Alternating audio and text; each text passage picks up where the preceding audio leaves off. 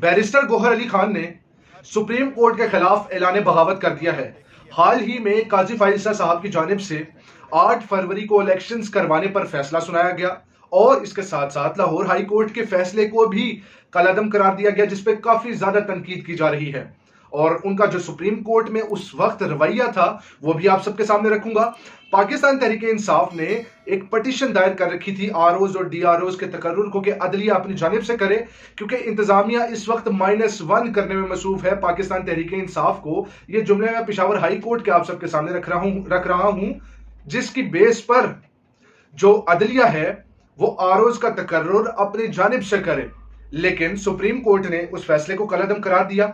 वजूहात क्या थी वो आप सबके सामने हकायक रखूंगा। इसके साथ साथ पाकिस्तान में सियासी माहौल इस वक्त काफी ज्यादा सरगर्म है।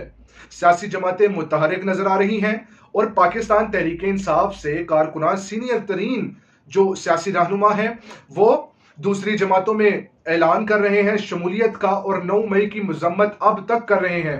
मगर पीपल्स पार्टी के सीनियर तरीन और कद आवर सियासी रहनुमा लतीफ खोसा साहब ने इस सारी सियासी सूरत हाल में पाकिस्तान तहरीक इंसाफ में ऐलान शमूलियत कर दिया है। और जराए का कहना है कि इमरान खान साहब की लतीफ खोसा साहब को ऑफर थी। ये जो ऑफर थी इसके बारे में भी मैं आप सबके सामने हकायक रखूंगा। आखिर में जो शाहिद हकान अब्बासी साहब हैं उन्होंने भी नून लीग छोड़ने का ऐलान कर दिया है और दीगर सियासी रहनुमा नून लीग को छोड़ रहे हैं और नई सियासी जमात बनाने का सोच रहे हैं। इससे नून लीग पर क्या असरात होंगे वो भी आप सबके सामने रखूंगा। नाज़रीन, सबसे पहले पाकिस्तान तहरीक इंसाफ ने सुप्रीम कोर्ट के फैसले पर जो रद्द अमल दिया है वो बैरिस्टर गोहर अली खान साहब का था। वो सबसे पहले आप सब मुलाहजा फरमाइए। आपको सबसे ज्यादा और मोस्ट एक्टिव लगेंगे जितने सख्त सर्कमस्टांसेस में हम कैंपेन कर रहे हैं। अगर ये सख्ती हमारी नो लेवल प्लेइंग फील्ड हो, आप देखेंगे इंशाल्लाह हमारे पास 2/3 मेजॉरिटी आएगी। पीटीआई की कभी भी कोई ऐसी कोशिश नहीं रही है कि इलेक्शन एक दिन भी डिले हो। पीटीआई वाहिद शायद पार्टी है जो कोशिश कर रही है कि जमहूरियत डिरेल ना हो जाए। फकत इलेक्शन का होना कोई मकसद नहीं, अगर election free and fair and transparent ना हो। सुप्रीम कोर्ट ने एक डिसीजन दिया है, फैसले तो मुतमईन नहीं, हम तो एग्रीड है फैसले से। पीटीआई सुप्रीम कोर्ट के फैसले की मुखालफत करते हैं और हम चाहते थे कि जो अदलिया है वो अपनी तरफ से रिटर्निंग ऑफिसर्स और डीआरओज का तकर्रुर करे। इलेक्शन कमीशन इंतजामिया से लेकर आरओज और डीआरओज का तकर्रुर कर रही है और इंतजामिया ही इस वक्त पाकिस्तान तहरीक इंसाफ को लेवल प्लेइंग फील्ड देने में नाकाम रही है, जिसकी बेस पे लाहौर हाई कोर्ट ने फैसला सुनाया और जस्टिस बाकर नजवी साहब ने 5 रुकनी बेंच तश्कील दिया और कहा कि आइंदा समाअत की जाएगी और इलेक्शन कमीशन को भी तलब कर रखा था इसके साथ साथ। मगर फिलफोर अगले दिन ही इलेक्शन कमिश्नर की मुलाकात काफी ज्यादा तवील रही काजी फाइजा साहब के साथ और उस काफी तवील मुलाकात के बाद काजी फाइजा साहब ने लाहौर हाई कोर्ट के फैसले को मुअत्तल कर दिया। अब उसमें काफी ज्यादा बुरा रवैया जो है वो काजी फाइजा साहब का देखने को मिला, जिसमें एक खातून उठकर आती हैं रोस्टम पर और उनको झाड़ पिला दी जाती है। क्या फैसला सुनाया जा रहा है, आपने कहां से डिग्री हासिल की है। मैं इस पर ये कहूंगा कि काजी फाइजा साहब कौन होते हैं किसी शख्स से पूछने वाले कि आपने कहां से डिग्री हासिल की है, और उनको हुक्म जारी किया जनाब कि आप पीछे जाकर बैठ जाएं। अब दूसरी जानिब काजी फाइजा साहब तो वो इस तरह के फैसले कर रहे हैं बोल्ड, जिसमें कहा जाता है कि अदालत सुप्रीम कोर्ट को आला अदलिया ना कहा जाए, सुप्रीम कोर्ट को आइन के मुताबिक सुप्रीम कोर्ट ही कहा जाए और हम जो हमारे फैसले हैं उनमें नजरसानी की अगर कोई दरखास्त देगा तो उसको जरूर सुना जाएगा।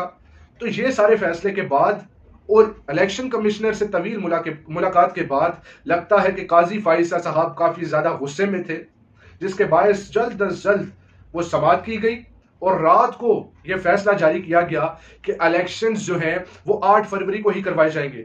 अब पाकिस्तान तहरीक इंसाफ का गिला है काजी फाइजा साहब से वो ये है कि जो इदारे हैं वो इस वक्त पाकिस्तान तहरीक इंसाफ को -1 करने में मुलव्विस हैं और इलेक्शन कमीशन जो है इंट्रा पार्टी इलेक्शंस होने के बावजूद अब तक बल्ले का निशान अलॉट नहीं कर रहा। तो कैसे जो 8 फरवरी को इलेक्शंस होंगे वो शफाफ हो सकेंगे। तो ये बड़ा सवाल है पाकिस्तान तहरीक इंसाफ की जानिब से, जिस पर काजी फाइजा साहब ने कोई नजर न धरी और फिलफोर फैसला सुना दिया और पाकिस्तान तहरीक इंसाफ को बिल्कुल भी लेवल प्लेइंग फील्ड जो है वो जारी नहीं की जा रही। दूसरी जानिब नाज़रीन, ये सारे सियासी माहौल के बाद پیپلز پارٹی کے سینئر ترین رہنما لطیف کھوسہ صاحب نے پاکستان تحریک انصاف میں شمولیت کا اعلان کر لیا ہے۔ ستمبر میں ناظرین پیپلز پارٹی نے جو لطیف کھوسہ صاحب ہیں ان کو شو کاز نوٹس جاری کیا تھا کہ آپ کیسے عمران خان صاحب جو کہ کرپشن کے کیسز میں ملوث ہیں ان کی نمائندگی کر رہے ہیں، ان کو سوشل میڈیا پر ڈیفینڈ کر رہے ہیں، اس کا فل فور جواب دیں۔ لطیف کھوسہ صاحب نے کان نہ دھرے اس شو کاز نوٹس پر اور جو حق گوئی ہے وہ جاری رکھی اور عمران خان صاحب کے مقدمے لڑتے رہے۔ آخر کار پیپلز پارٹی نے لطیف کھوسہ صاحب کی ممبرشپ جو ہے وہ معطل کر دی۔ اب آج لطیف کھوسہ صاحب نے اعلان کر دیا ہے کہ میں پاکستان تحریک انصاف میں شمولیت اختیار کرتا ہوں۔ لطیف کھوسہ صاحب کا کہنا ہے کہ اس سارے ٹینیور میں جب میں عمران خان صاحب کے کیسز لڑ رہا تھا، مجھ پر کیسز بنائے جا رہے تھے، میرے بیٹے پر کیسز بنائے جا رہے تھے، یہ کہاں کا سیاسی نظام ہے، یہ کہاں کی جمہوریت ہے کہ جو وکیل ہے وہ اگر اپنے موکل کی بات نہیں سنے گا، اپنے موکل کو ڈیفینڈ نہیں کرے گا تو وہاں پر کیسے سیاسی نظام جو ہے وہ اوپر جا سکتا ہے۔ تو اس سارے ماحول کے بعد لطیف کھوسہ صاحب نے شمولیت اختیار کی۔ اس کے ساتھ ساتھ عمران خان صاحب کی جانب سے بھی لطیف کھوسہ صاحب کو آفر کروائی گئی تھی اڈیالہ جیل میں اور یہ کہا گیا تھا کہ آپ پاکستان تحریک انصاف میں شمولیت اختیار کر لیں۔ اس پر کافی زیادہ جو ہے وہ باز گشت جاری تھی 2-3 ماہ سے، اور آج جو لطیف کھوسہ صاحب ہیں انہوں نے خاموشی توڑی اور پاکستان تحریک انصاف میں آ گئے ہیں۔ ان کا کہنا ہے کہ جو بھی ڈیوٹی پاکستان تحریک انصاف کی جانب سے دی جائے گی اس کو بخوبی سر انجام دینے کی کوشش کریں گے۔ آخر میں نون لیگ ناظرین سیاسی جوڑ توڑ کے لیے صوبوں کا وزٹ کر رہی ہے، صوبوں میں جا کر سیٹ ایڈجسٹمنٹ کرتے ہوئے دکھائی دے رہی ہے۔ کبھی باپ پارٹی کے ساتھ، کبھی سندھ میں جاتے ہیں تو وہاں پر جناب ایم کیو ایم کو ساتھ ملا لیتے ہیں جو کہ اسٹیبلشمنٹ کی جماعت ہے، اور پختونخوا میں مولانا فضل الرحمان صاحب کے ساتھ الیکشن لڑنے کے لیے اتر رہے ہیں۔ اس ساری سیاسی ماحول میں شاہد حقان عباسی جو کہ سینئر ترین رہنما ہیں نون لیگ کے، انہوں نے اعلان برات کر لیا ہے اور نون لیگ کو چھوڑنے کا فیصلہ کر لیا ہے۔ شاہد حقان عباسی صاحب کی چھوڑنے کی وجہ جو ہے اہم وہ یہ ہے کہ شاہد حقان عباسی صاحب نیپوٹزم اقربا پروری کے خلاف تھے۔